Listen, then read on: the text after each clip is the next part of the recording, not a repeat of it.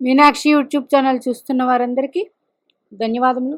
నమస్తే. చాలా వీడియోలు చేసి పెడుతూ ఉన్నాను. మరి నచ్చినట్లయితే లైక్ చేయండి, షేర్ చేయండి, సబ్స్క్రైబ్ చేయండి. మనకి నక్షత్ర సిరీస్లో రవిగ్రహం, చంద్రగ్రహం గురించి చెప్పుకుని ఉన్నాం. మరి జాతక చక్రంలో 12 భావాలు ఉంటాయి. 12 భావాల్లో లగ్నం బట్టి గ్రహాల స్థితి ఉంటుంది. మరి గ్రహాలు జాతక చక్రంలో గ్రహాలు ప్రతి గ్రహం ఏ నక్షత్రంలో స్థితి పొందారో చూసుకోవాలి.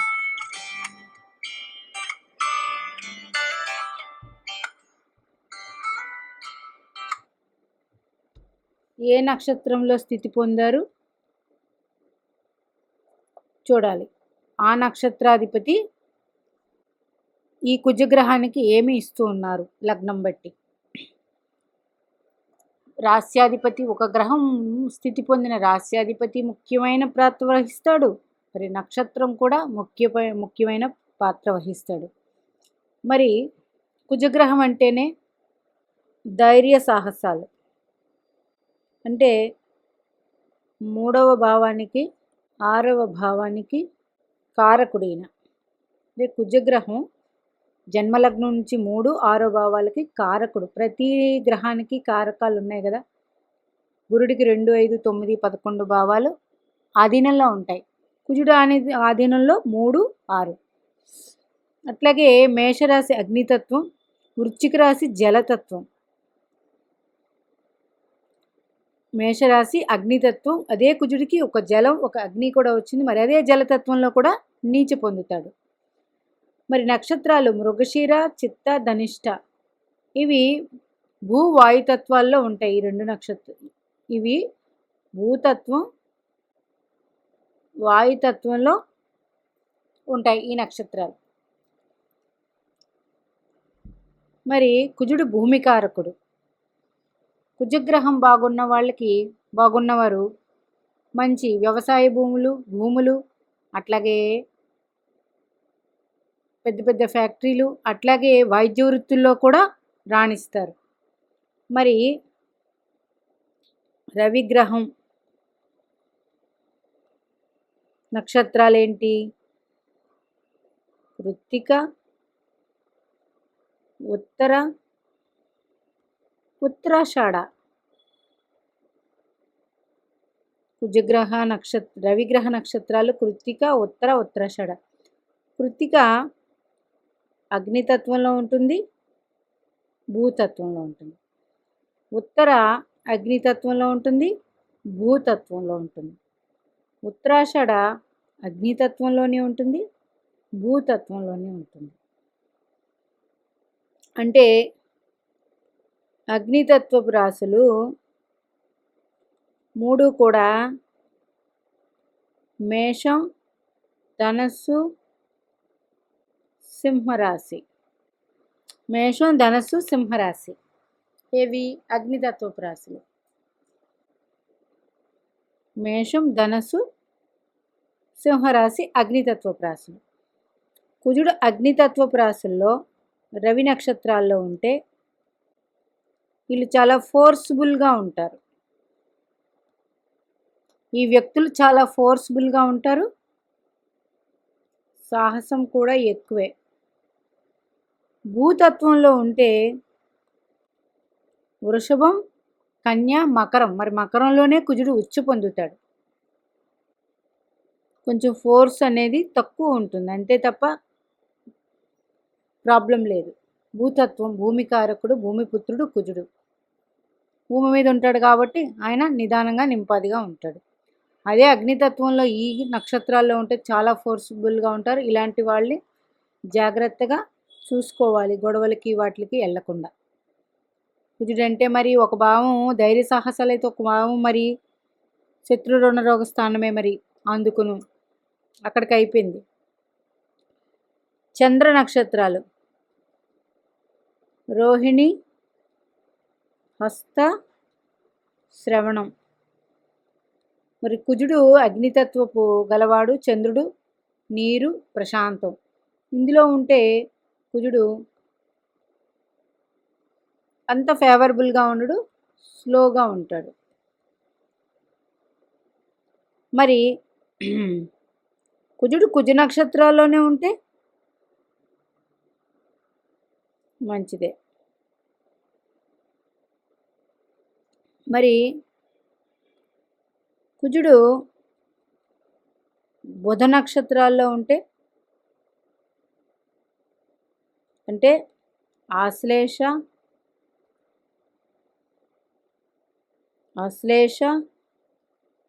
జ్యేష్ఠ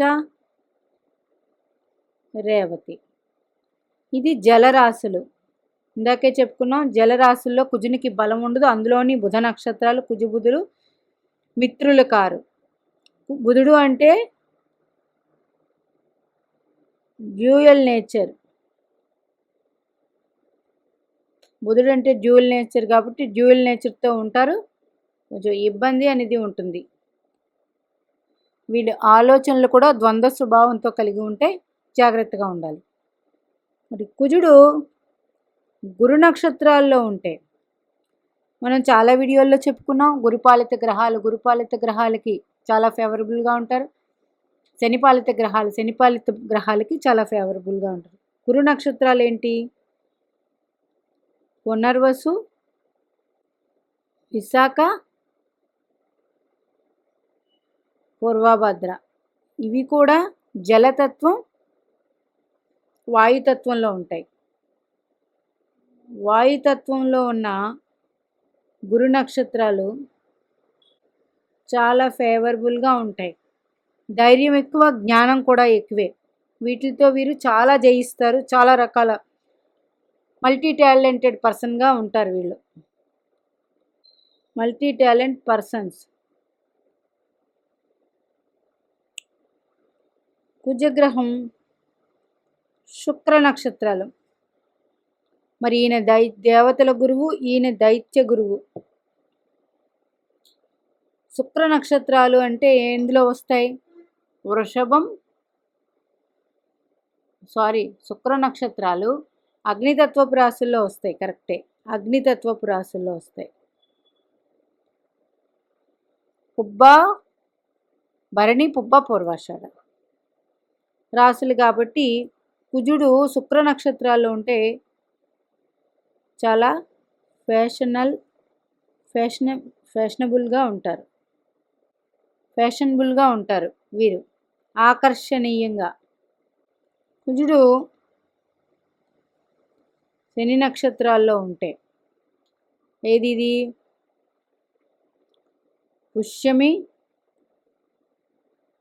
అనురాధ, ఉత్తరాభాద్ర. ఇవి మరి జలరాశులే. అయితే కుజ శనులు కాంబినేషను ఇంజనీరింగ్కి బాగుంటుంది. అట్లాగే పెద్ద పెద్ద ఫ్యాక్టరీస్ కూడా పెట్టగలుగుతారు వీళ్ళు. కుజశనులు కాంబినేషన్ ఫ్యాక్టరీస్ కూడా పెట్టగలుగుతారు. అయితే కాకపోతే శని కుజులు బద్ధశత్రువులు. కానీ ఆలోచించి నిర్ణయాలు తీసుకుని రాణిస్తే వీళ్ళంత గొప్పవాళ్ళు ఉండరు. కుజరాహువులు అంటే ఆర్ద్ర, స్వాతి, శతభిషం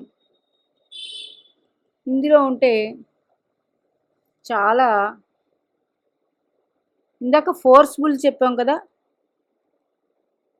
ఫైర్ బ్రాండ్లా ఉంటారు. కొంచెం జాగ్రత్తగా ఉండాలి. కుజకేతువులు ఇవి కూడా అగ్నితత్వపు రాశుల్లోనే ఉంటాయి. అంటే అశ్విని మఖ మూలలో కుజుడుంటే అగ్నితత్వపు రాశి. వీరు కూడా ఇలా ఉన్నవాళ్ళు ఆలోచన పరులు, డీప్గా ఉంటుంది. అట్లాగే ఎక్కువ ఆలోచించి కూడా ఇబ్బంది పడతారు. అట్లాగే అగ్నితత్వం కాబట్టి కుజుడు మేష, సింహ, ధనస్సుల్లో ఫేవరబుల్లే ఇస్తాడు. అందుచేత మనకి ప్రతి గ్రహం ఒక జన్మలగ్నం తీసుకుంటే ఒక జన్మలగ్నం తీసుకుంటే ఒక జన్మలగ్నం తీసుకోండి, రాశి చక్రం. కుజుడు మేషంలోనే ఉన్నారనుకోండి, అశ్విని నక్షత్రం. అప్పుడు అశ్విని నక్షత్రాధిపతి కేతువు కుజుడు కారకా ప్లేస్లో ఉంటే కుజగ్రహం ఇంకా మంచి బలంగా ఉంటుంది. లేదండి, ఇదే కుజుడు అశ్విని భరణిలో ఉంటే మేషలగ్నానికి ఏమవుతారు?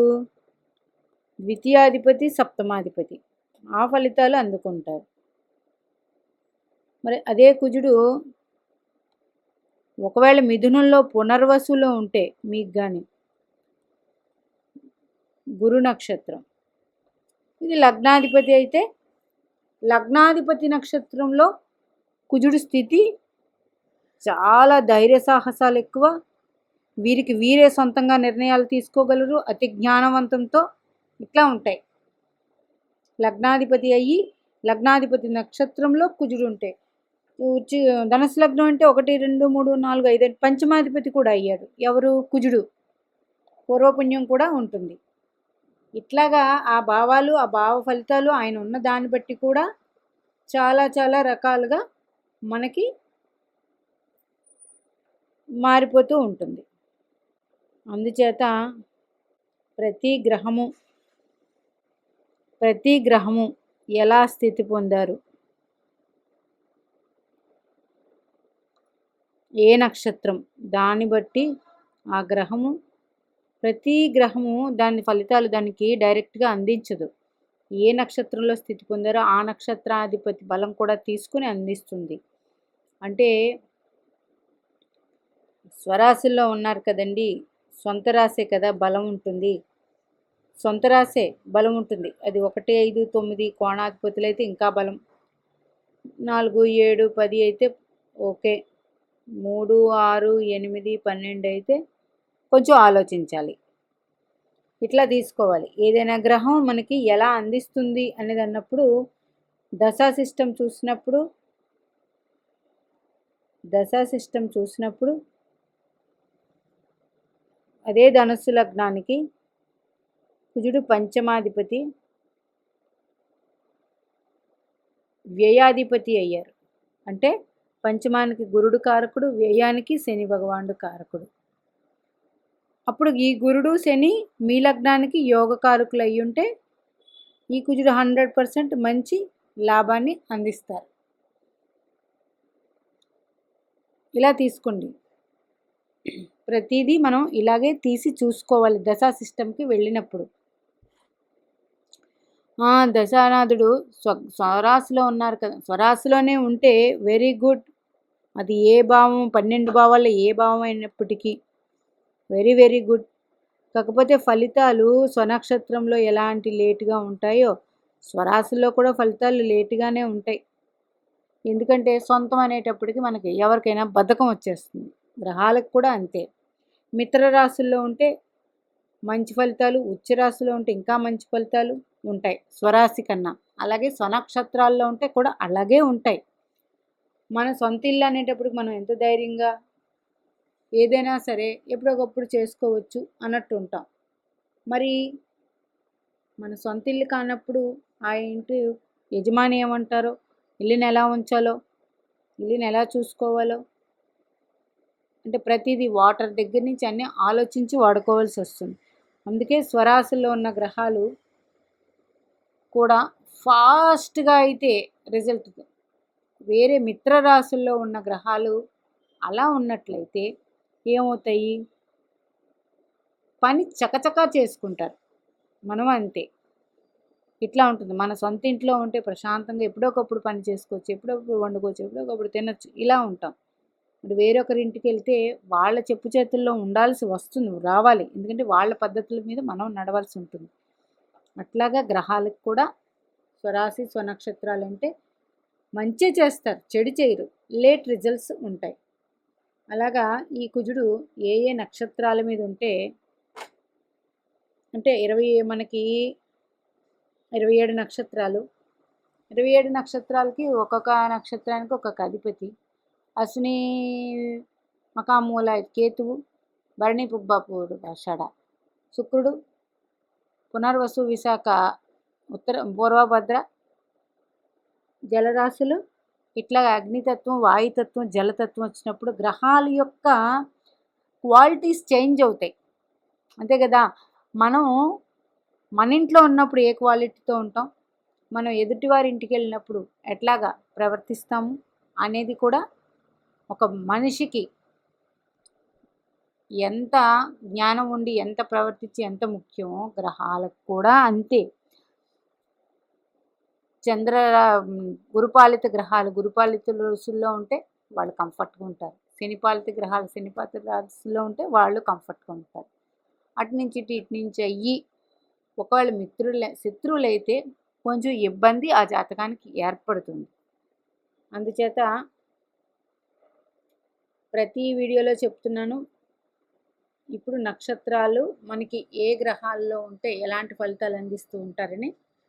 మీనాక్షి దేవి ఆశీస్సులు మనందరి మీద ఉండాలని కోరుకుంటూ నమస్తే.